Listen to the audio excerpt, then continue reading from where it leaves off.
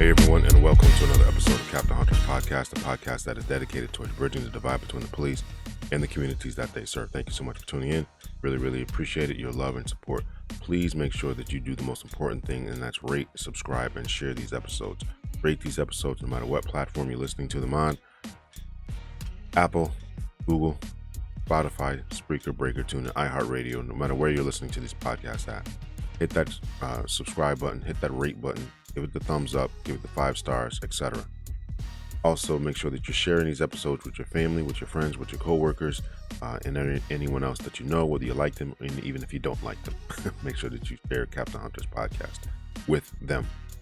Also, subscribe to these episodes, right? So you can make sure that you are in the know and in the loop as to when and where the newest episodes are coming out. So do all those methods. We're going to jump right into the episode today. Today we have, in light of what's going on around the country, of course, back on January 6th, we had the insurrection that now people are turning into a day of tourism. Just the craziness that's going on with that particular psychology.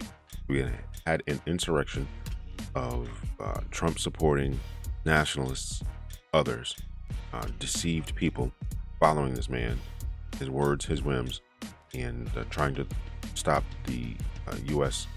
Election process. And as a result of that, once again, people are trying to turn that day and trying to just deceive the rest of the public and try to change the narrative of what happened on that particular day. But we're not going to let them. We're going to keep this mind, this frame of mind, and what actually happened as burned in our skulls as 9/11. Because to me, it's the same thing. So in light of that, I had a guest on. His name is Ricky Green. He's a Ph.D. student from the University of Kent over in England. So he was kind enough to come on the show. Now, we recorded this episode quite some time ago. But in light of the January 6th commission that is going on as I release this, I just thought it was very, very important to talk about it. So we have Ricky Green. He's from the University of Kent. He's a Ph.D. student studying psychology, the psychology of why people believe crazy things, the psychology of conspiracy theories. So we're going to jump right into the episode here. So here is my interview with Ricky Green, a Ph.D. student, University of Kent, looking at the psychology of conspiracy theories.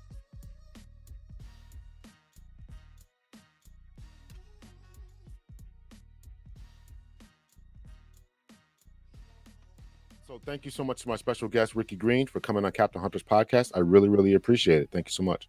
Thanks for having me on. Absolutely, absolutely. So you across the pond there. You're in Ireland? Is that where? No, England. England. Okay. Yeah. Okay. Mm-hmm. All right. I don't want to confuse the two there. I don't know. Yeah. I don't know if you guys are still beefing or whatever's going on now. No, not at the moment. Okay. At the moment. Yeah. Hopefully not again, but yeah. Well, we can only hope, right? Yeah. Mm-hmm. So just tell the audience just a little bit about yourself, if you would. Yeah, cool. Yeah, so I'm Ricky. I'm doing a PhD in psychology, and I'm looking at my specialism is the psychology of conspiracy theories, and I'm trying to understand, what draws people to them, what psychological factors. And in particular, I'm looking at like attachment styles, which is the way that we approach relationships. Now, it might seem, a bit far-fetched to why would they predict conspiracy belief, but there are like some reasons to that. This is why I'm doing my PhD on it. There is something there. So I'll be happy to talk a bit more about that later on. But yeah, that's what I'm doing, psychology of conspiracy theories. Hopefully I know quite a bit about the literature, and I should be able to tell you some about it. I'm sure you will. I've been getting a lot more Brits on my show here, so I really appreciate that. Maybe I can grow my audience over. Yeah. So, did you always want to get your PhD, or do you always want to study psychology, or how did you feel about that? Yeah, it came about like a bit. I had a really, really early like midlife crisis, like 24. Yeah, no, you're almost ready for the grave now, huh? I mean, yeah. Well, I was working in retail since I left school, and it was fine. I was kind of doing well. I was the manager at one point, but it's just like the hours. I don't know. I just didn't really didn't enjoy it, and I wanted to enjoy my work, and so I didn't know what I wanted to do, and I decided to I had enjoyment in like learning about psychology, so I thought I'd just give that a go. Here in the UK, we all have an opportunity to do a degree with a student loan. So I took up my opportunity, and yeah, I'm so happy I did that because I found something that I really enjoy. Um, so yeah, continued. As soon as I started my degree, I was like, right, I definitely want to carry on and do research in psychology. I didn't know exactly quite what area then, but it was towards when I finished my masters. No, it was during my masters that I realized that there was actually a field of the psychology of conspiracy theories, and I was like, wow, I want to get into that. So yeah, that's how I got into it. So you weren't a conspiracy theory nut before, were you?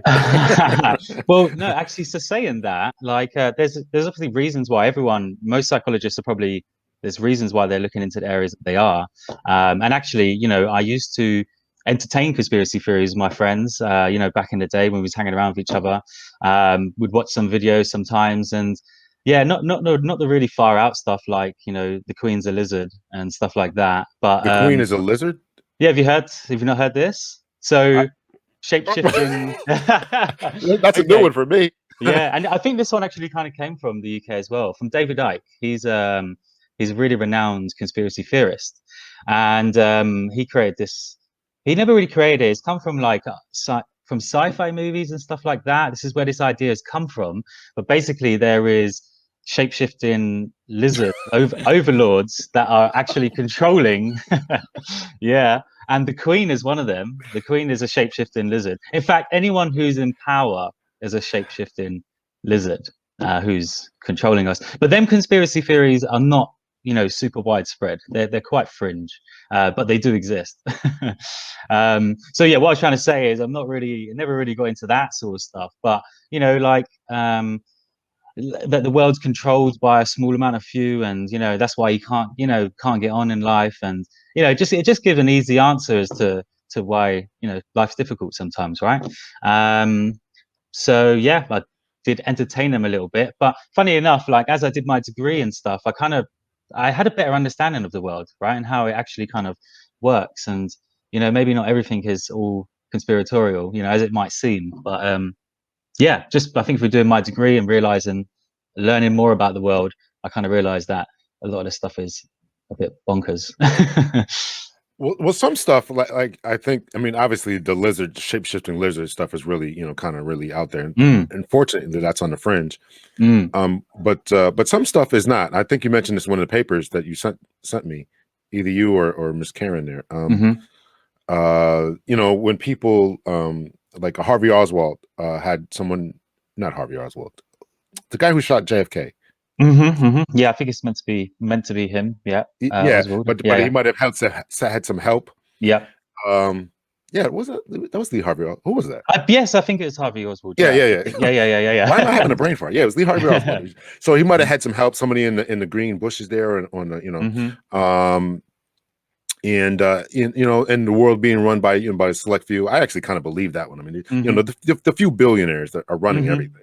So, yeah. So that one's not too far fetched. No, but yeah, I mean, the thing is, I think a lot of them have a kernel of truth in them, right? And I think this is maybe what you're getting at as well. There is a kernel of truth, and this is what I mean about how I kind of stopped seeing everything in maybe a conspiratorial way. Like, I still do believe that there's a select few, but making decisions. But I see that as that's like capitalism. That's just CEOs making decisions behind closed doors, for their company's benefit, and stuff like that.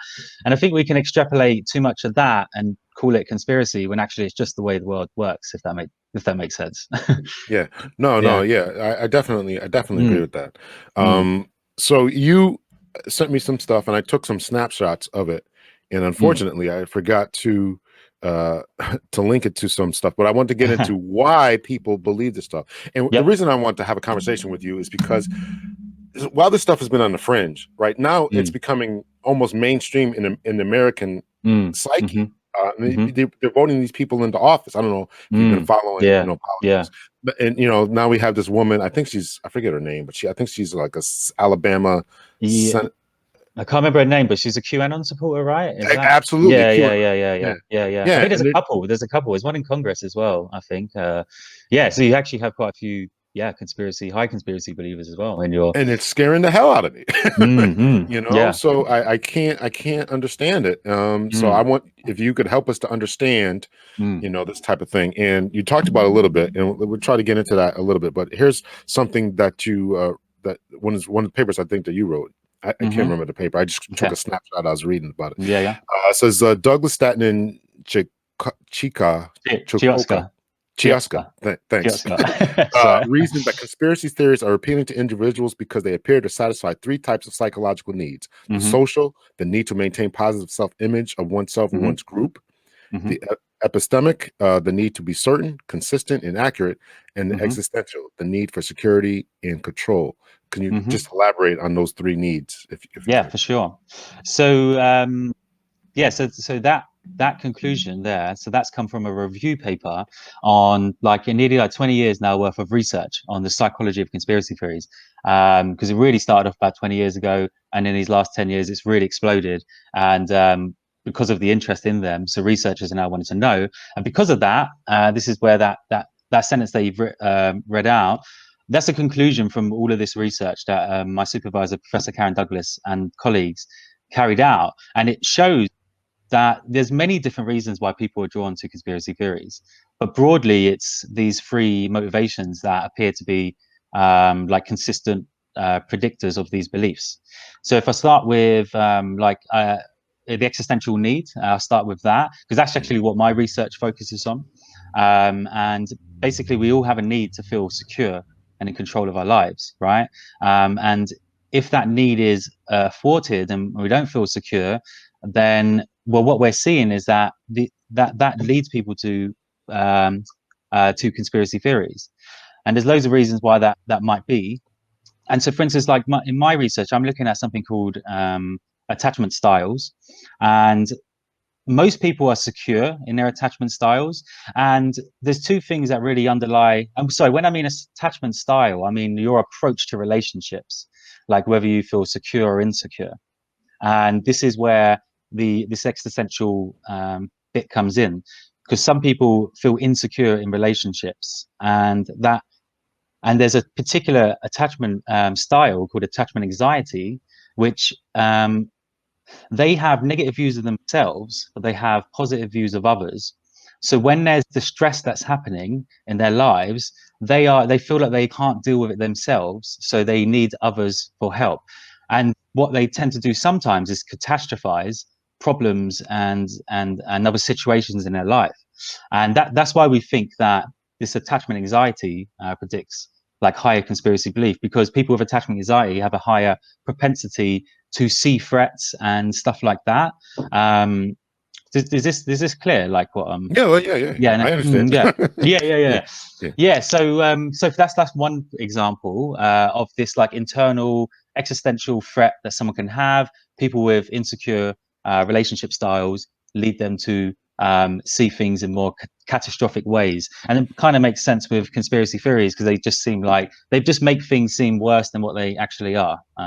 I do want to ask a question about that. Mm, You said that they see themselves in a negative light. Do you think that they see themselves in a negative light? If you ask them how do they view themselves, do you yes. think that? Yeah. So yeah, when we measure attachment in like a survey, there's and these questionnaires have had lots of research behind them. So every statement, is there's a lot of thought gone into it where we're really trying to tap into these styles that people have. And yeah, the reason why I say they report the statements that they are asked to agree or disagree on, they are items like I can't deal with like I can't deal with situations by myself. They just feel helpless and vulnerable. But then the other questions, which will tap into other like secure attachment styles, wouldn't reflect that. Them sort of statements. So yeah, the questions we ask, they really do get at the fact that they have like negative views of themselves. Like they feel like they're incapable of dealing with life's problems, so they really look to other people. Whereas on the other hand, like people who have secure attachment styles, they have positive views of themselves and positive views of others, and they're much more able to deal with life's problems, by themselves. They don't need to like catastrophize and get the attention of others and things like that. Now you talk about these attachment styles, and one thing I did read, and I want you to go through the other two in a second here, but I remember reading that a lot of these people basically have like mommy issues, right? I mean, I mean, I don't mean to be insulting, but these are the attachment type of things, right? That they're looking for some type of parental figure, right? That, and I would assume that that's why a lot of people looked up to Donald Trump. A lot of people and still look up to this guy, and maybe even join cults. Can you speak a little bit about that? Yeah, yeah, for sure. I mean, on that particular like point, I'm trying to think if like other motives are more. I mean, yeah, the existential motives. Part of them is that you feel insecure, or it's not just. So there's two parts of existential motives there's internal existential threats, and that's the first thing I was talking about, like anxieties, like stuff that is just in you that it's nothing to do with the outside world. Some people just unfortunately feel anxious more than others, so that's like an internal existential um, um, predictor of these beliefs. But then there are other existential threats that we can face, and these are like external ones. So terrorist attacks and things like that. Now, when these sort of external threats like come to us, we might then look to powerful, who we think are powerful figures, right? And that's why maybe Donald Trump, as much as I don't think he portrays himself as a powerful man and things like that, whether he is or not, that's up for debate. But the fact that he puts himself across like that and says that he will be the defender of all of these things that maybe if there's conspiracy theories about the left, he's saying he's going to defend it all. Then yeah, there's maybe it's hard to make the connection between like these attachment styles on that and this particular motivation towards like Donald Trump, because I haven't really researched that, so I'm just kind of thinking off top of my head here. But like for people who have these anxieties, yeah, people who like Donald Trump, who is saying that they're going to defend what it is that they believe in, then yeah, they may be more inclined to trust Donald Trump because they see him as a strong figure. But the connection between attachment and I'm just trying to draw it in my head now. It's something that could be researched. I think it's a good question. But yeah, I think like these insecurities could draw people to strong men figures for sure. You talk about the other social determinants there of psychological needs, the social the need to maintain positive image of oneself or the group. Yeah. So there's a few. So most of these motives that you're reading out, so like the social the existential one that I said, that there's two types of existential: internal threats, external threats. With the social, there's three types of social motivation as well. So we we have ourselves that are in our social groups, us as individuals, but then we also have relationships. So there's our dyadic relationships with one other people, with one other person, but then we have our collective relationships with our groups as well. So there's three types of like relationships that we have socially, and the first one, like if you talk about the individual self, where it's not really concerned about like others, but it's about basically we all have a kind of a need to feel unique compared to others, like some more than others. And this individual need to feel unique is something that predicts conspiracy belief. And the reasons that have been given for that is that if you believe in conspiracy theories, then you hold unique knowledge that no one else knows, right? So then you're unique to everyone else because the rest are sheep. So for some people who want to feel unique compared to others in their social groups, they're more likely to believe in conspiracy theories because of this need for uniqueness. And narcissism as well. So some people are narcissistic, and people with narcissism have been shown to have a high need for uniqueness as well. And and the literature also shows that conspiracy belief is predicted by narcissism too. Now, on a collective level as well. So when you're narcissistic, you think that you're great, but other people don't appreciate you. There is a collective narcissism. There is collective narcissism as well. So I need to drink my drink here. Where you can feel that your group is great, but other countries do not appreciate or undervalue your group or your country. And people with collective narcissism have been shown to predict belief in conspiracy theories about like other countries. So I think there were studies where, or not just other countries, but other like religious groups as well. Like I think in Poland, they found that Polish people who had high collective narcissism, so they felt that their country was great, but other countries undervalued them. They had much higher belief in the conspiracy theory that Jews are running the world, and it was their way of kind of saying that, you know, that we can't, this country, you know, doesn't look that great because we're being, you know, we can't move forward because we're being controlled. But also, if you just look straight to like the left and right in politics in America, that's where you can, the like social motivation to believe in conspiracy theories is really obvious. So you have a lot of people on the right, Trump supporters, who will just, you know, believe any conspiracy theory about the left, and vice versa as well. You know, like it's hard to believe conspiracy theories about your own group. So that's the social element about it. You know, you don't just believe conspiracy theories about anything. You know, it tends to be about other groups.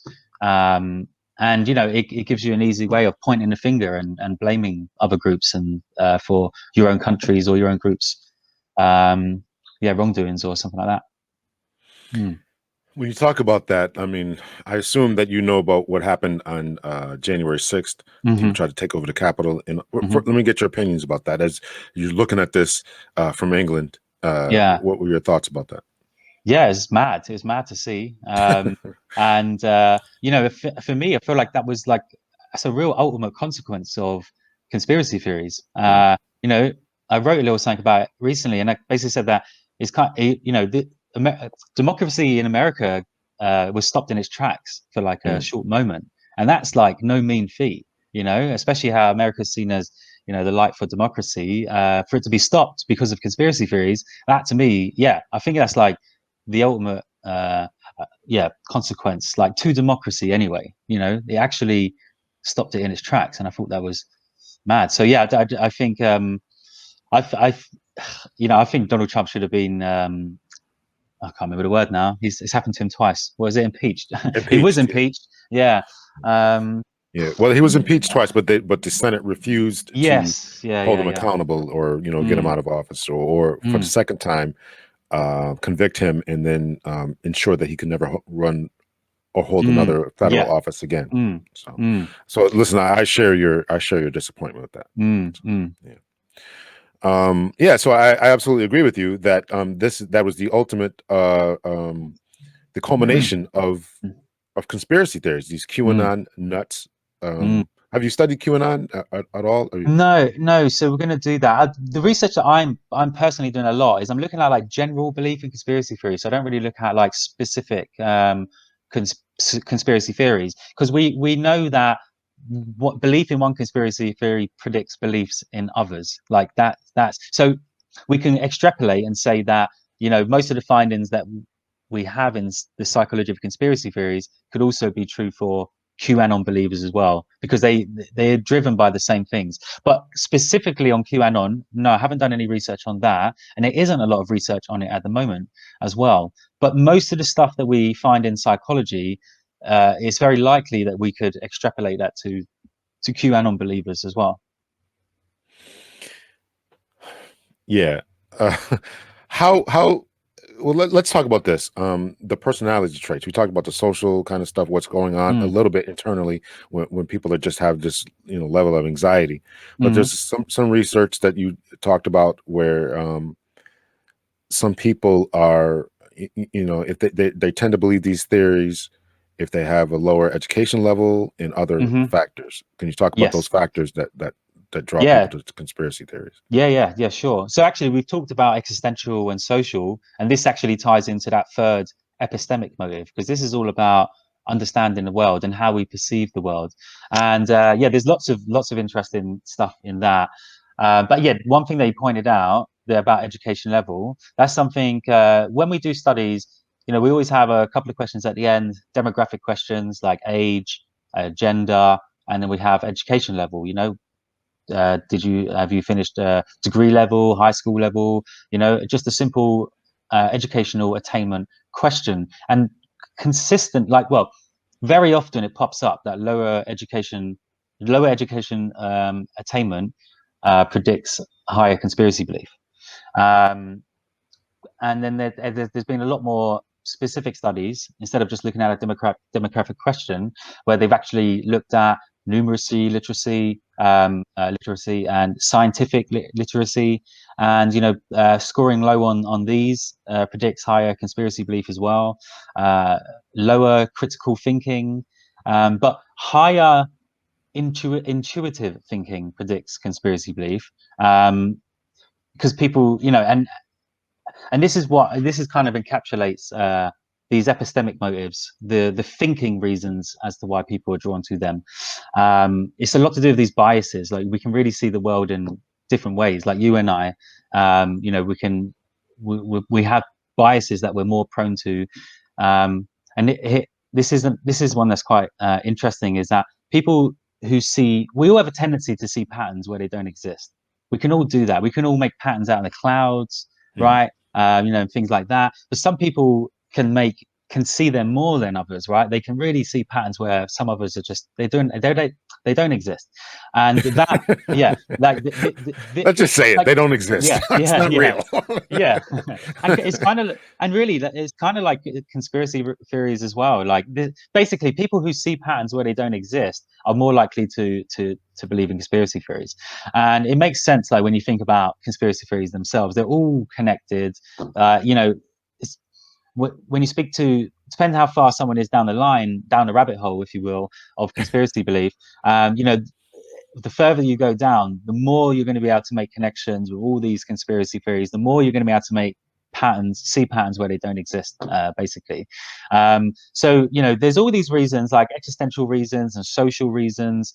But for instance, if we draw back to the existential motives that draw people to conspiracy theories, like internal anxieties that people have, or threats like the pandemic or terrorist attacks, well, we're all threatened by them, and all of us have anxieties in us at some point, but not all of us are drawn to conspiracy theories. So this is the bit where we could say that we know that it comes from existential concerns, but what is it after that then really draws them to conspiracy theories? And it may be that it's because of these different thinking styles that we have. So yeah, I may have anxiety, and so will someone else, but one of us might see the world differently, which then makes it more easier for us to believe in conspiracy theories. Does that make sense? No, yeah. Now, some of this, would you say, psychology is so different. It's so difficult to really pin down. Would we say this is a matter of biology, where their brain functions a certain way? And I know this is a tough question, or is it a matter of just upbringing, right? The environment that they grew up in, the church that they went to, the school system that they were a part of. Yeah, no, that's a really good question, and I would say normally it's like to do with environmental factors, and not sort of what is it, environment versus, I should know this, can't remember. Yeah, nature versus nurture. That's it, nature. Yeah. That's it. Sorry, yeah. So nurture. Yeah, so I think most of it is to do with like our upbringing, and I would say that most definitely, because my research actually looked at, so attachment styles. There's tons of it's a very old theory. It's been around for a long time, and it's been tested and proven a lot as well. But these attachment styles come from past experiences with, and it's mainly meant to have come from when you're a kid and growing up. Like there's critical points, from an early age where, if you're not getting the care and love that you should be getting, then you will grow up to have insecure, attachment styles, and they're really hard to shake. So I think it's a lot to do with how we're nurtured, but at the same time, there is also, and this is why I think it's a really good question that you brought up. There's another little school of thought that's arising, where they're bringing evolutionary theory into conspiracy belief, and actually saying there's something innate in us, biological, that makes it so that we are thinking conspiratorially. Because if we didn't have that in us, all of the small tribes from hundreds of thousands of years ago, they had to be thinking conspiratorially. They had to be be wary for other tribes that are going to come in and ambush them. Because if they didn't think like that, then they didn't prepare and they wasn't ready, and then they got taken out. But so in an evolutionary sense, the people who survived are the ones who probably did think in a conspiratorial way, because they're still alive. They made sure no one was getting them because they were thinking, a couple of steps ahead. So there's been a lot of it's theoretical at the moment. It's hard to really test this empirically because we're talking stuff that's happened like thousands of years ago. It's really hard to test it, but there's lots of good theorizing at the moment, which says that this may have come. It may be biological. There's something in us that we have to think like this, otherwise we may get taken out by another group. I absolutely agree with that, even though Mm. the Earth is only 6,000 years old. Oh, okay. Yeah. No, I absolutely think that there's something to that, where people absolutely what you said, that they had to think this way, or they had to be wary of the fact that the rustling in the leaves was a tiger or whatever, some predator that could take them out. If they didn't think like that, they wouldn't do and just kind of went over there. They'd be taken out. So that would take them out the gene pool. So yeah, there's definitely something to that. And so I really want to dig into this attachment style. Okay. I mean, this is something that really is just I don't know, really a commercial we could put together about how to raise your kids. Yeah. So they won't have these attachment deficiencies, right? So they won't be drawn to predators or to Donald Trump like figures or to cult leaders, etc. Right? I mean, Yeah, for sure. So you want to know about like how these styles come about, like yeah, what absolutely, makes yeah. So a lot of that research is on like child psychology, and obviously I'm looking more at like adult attachment. But I can tell you what I know, and what would make a securely attached person. And I think attachment theory is really important as well, because these attachment styles predict a lot of other things. They predict general anxiety. They predict depression. People who have insecure attachment styles, they have a lot of adverse psychological effects as well. So yeah, but people with secure attachment, they're just happier, and they're just more resilient in themselves, and that comes about from basically just having parents that are there for you. That's it. It's just simple as that. When that baby's crying, make sure you tend to that baby. There's a lot of like myths, I think, about how you can over attend to your baby. I can't point to any research, but I believe that that's like untrue. Like, you should always be, if your baby's crying, it wants attention, not, or it's worried or something. You can let that baby feel secure if you make sure you're with them at all times. And then, because then there's other patterns of caregiving that could be, so that one pattern is they're always there, okay? But then another pattern could be that they're inconsistently there. Sometimes they're there, sometimes they're not.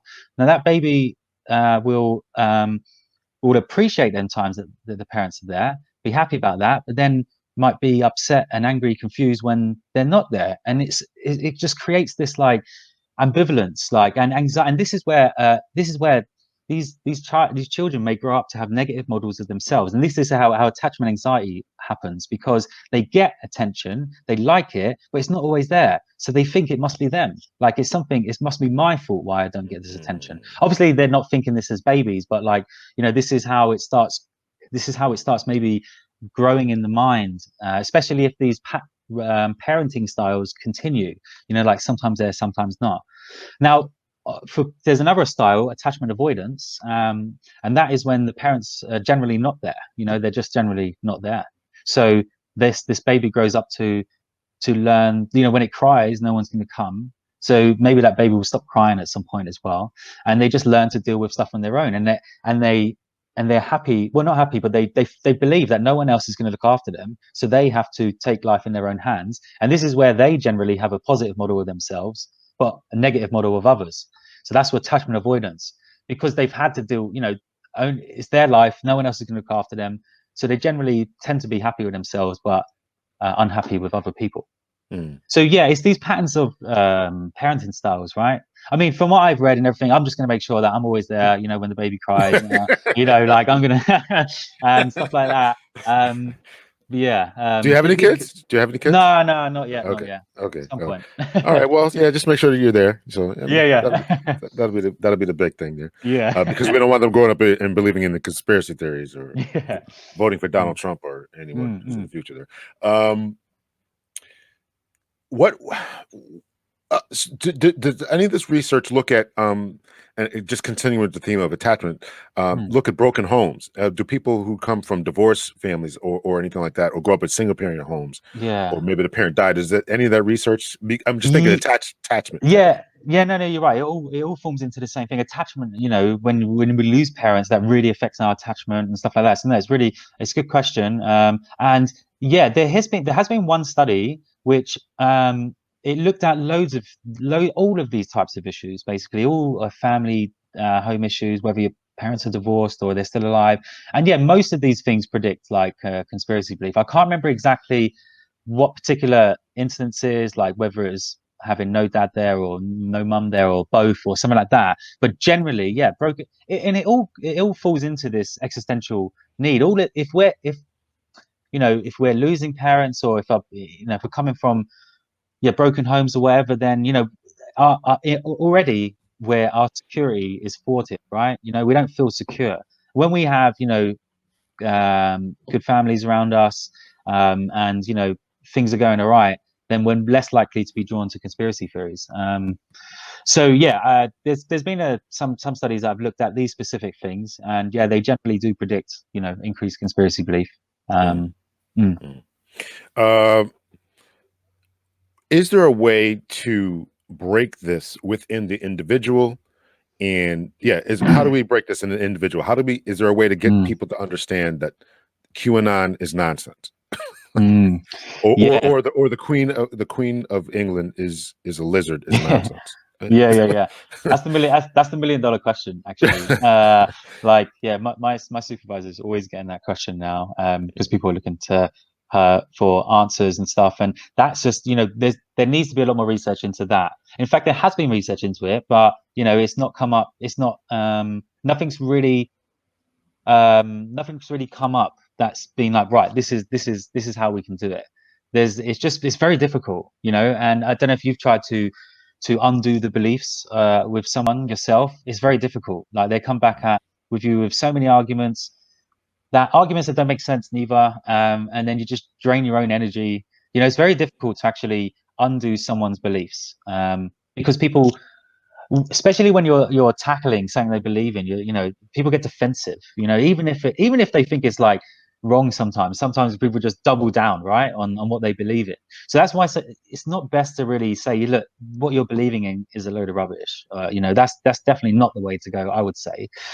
Finding common ground would be a good thing to do. If you're talking about like speaking to people that um not so much for people they don't know. I wouldn't expend your effort on that. But if you're concerned about family uh, members and friends and stuff like that, then yeah, you want to find common ground, find stuff that you can believe in, and then kind of go from there.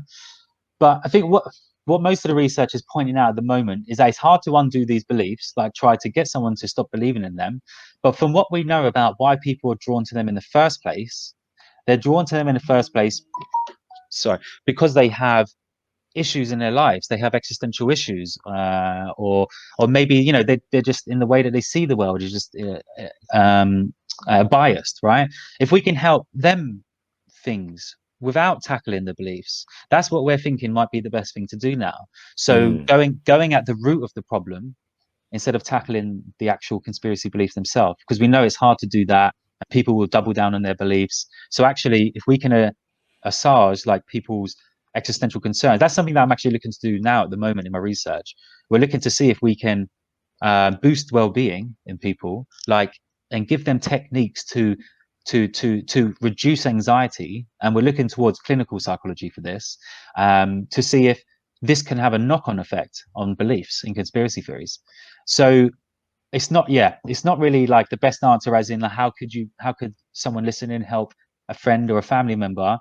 Yeah, I mean, it could help in a way. What I would suggest is try and, if it seems like they're unhappy in their life, then let's try and make them happy. And then it may just be that they just stop, the appeal just stops, because they have no need to look to explanations to figure out for their unhappiness. Does that make No, sense? yeah, yeah, I absolutely understand. I Mm. think, and I do, I actually agree with that assessment. I think Hmm. that that's correct.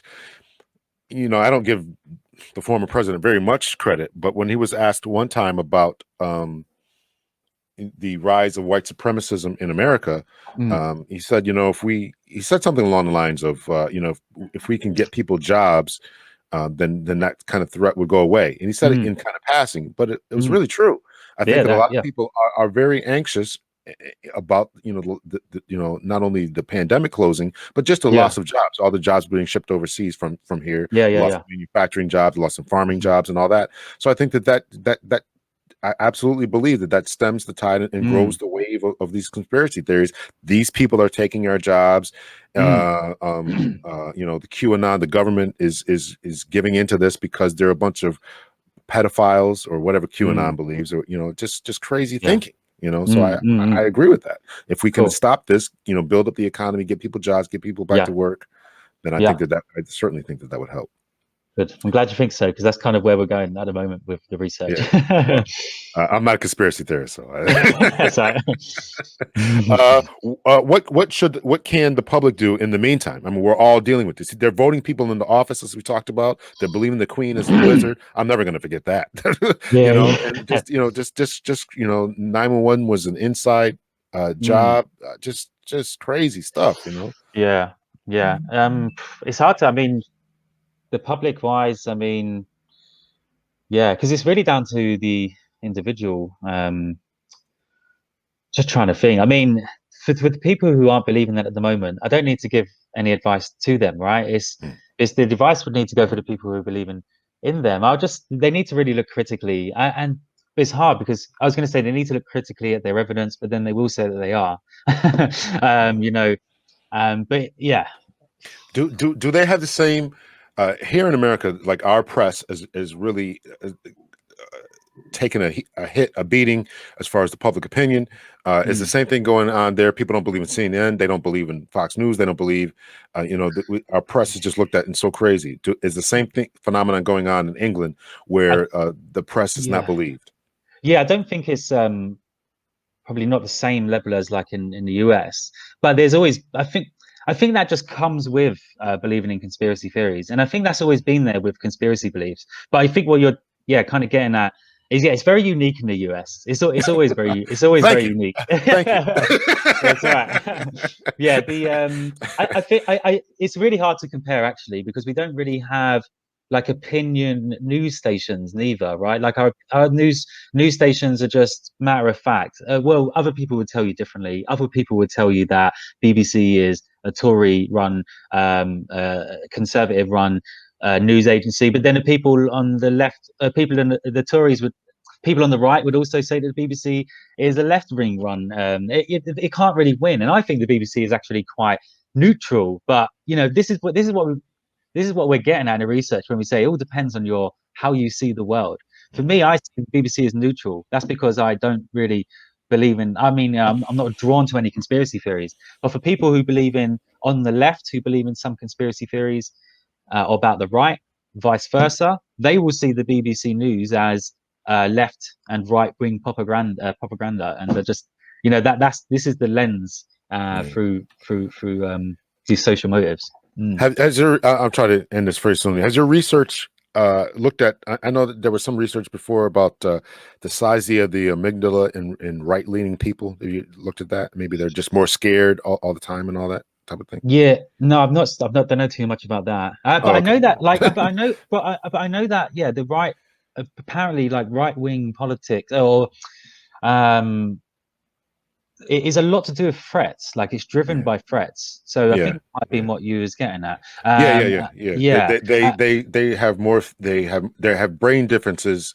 the size of Ah. the amygdala, and therefore they are more scared of more things, right? The the, Okay. the, Yeah. the illegal aliens, the Yeah. Yeah. Yeah. yeah, yeah. Yeah. I So didn't know so much about the actual brain size in the study, but that mm, kind of coincides with the other findings that, and actually, this pandemic as well, it's normally like big existential threats is what draws people to like conservatism, and that's kind of where this idea as well of looking at these motivations to conspiracy belief came from as well. But yeah, I believe the right do seem to be a little bit more conspiratorial minded than the left. They both are conspiratorial, but like in studies that we've seen, basically it's the extreme people on the left and the extreme left and extreme right are the ones that tend to believe in conspiracy theories. But in the middle, not so much. But the extreme right tends to believe them a little bit more than the extreme left, I think. Very good. Well, thanks for coming on, man. I really, really appreciate it. Great conversation.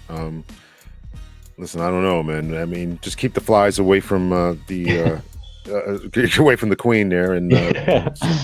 I don't know. It's been great. Thanks for having me on. Absolutely, man. Maybe I can have you back when you actually finish your PhD. We can talk about your research and all that kind of stuff. That'd be great. So, yeah. So, man, I really, really appreciate it. Tell your professor I'm appreciative of her recommending you. And I tried to reach out to a couple of people here in the U.S. and nobody wanted to talk about it. So, what? No way. So yeah. Well, I mean, I'd love to do this again, actually. But I have another colleague who's doing a PhD as well, and he's always up. He wants to do things like this as well. So if you wanted to hear perspective, he really knows a lot about the social side of things as well. So I'll get you in contact with him as well. Oh yeah, absolutely. I'd love to have him on. Absolutely. Yeah, cool. Okay. More Brits, the more better. Yeah. So. Good. Great. All right, but thanks. I will let you know when I publish this, and thank you so much. Thank you. Take care. See ya. All right, bye. Bye. Police reform is more than just a trending topic. My name is Lawrence Hunter. I'm a retired police captain from the state of Connecticut, and I've written a new book called Police Reform. And I talk about the evolution of law enforcement here in America and what changes need to be made in order to improve the relationship between the police and the communities that they serve. Over the past few months, it has become increasingly more important and more evident that there's something amiss and awry between the police and the communities that they serve. So whether you're about defunding the police or defending the police, if you're about Blue Lives Matter or Black Lives Matter, no matter what side of the fence you happen to sit on, make sure that you pick up your copy of Police Reform today.